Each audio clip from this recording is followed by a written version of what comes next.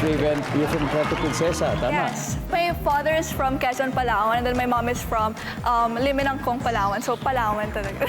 Meron talaga. Can't wait to visit Puerto Princesa. Good luck, Raven, of course. Siyempre, pakita naman natin. We want to show them yung isa sa recent creations ni Rao, ni Winwin Marquez. There we go.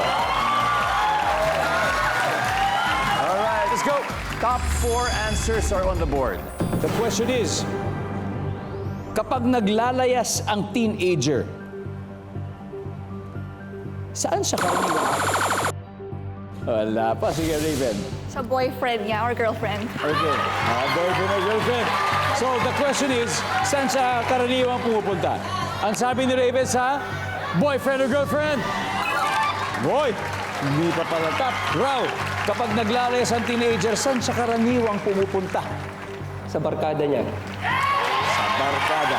Nandyan ba ang barkada? Top answer. Raw, pass or play? Final round. Play. Let's go. One last. Two more. No coaching, sorry. Rian, kapag naglalayas ang teenager, saan siya karaniwang pumupunta? Sa mall. Sa mall. Magbubukbuk siya. Manunod ng sine. Mag-isa. Nandyan ba yan? Yes! Bench! Relatives. Relatives. Meron. Relatives daw. Agree naman.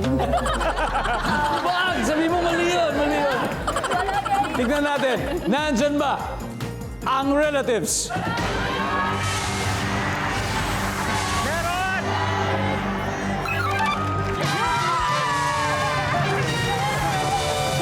Alright. Ang ating final score, the Queen Makers, 375 points. But si Pinay Pride has 217. Very, very good game, ladies. Thank you very much, Raven. Thank you very much, Tara. Sa ulitin, Cyrus and Alexi, maraming salamat. So much. Thank you. May 50,000 pesos po kayo from Family Feud.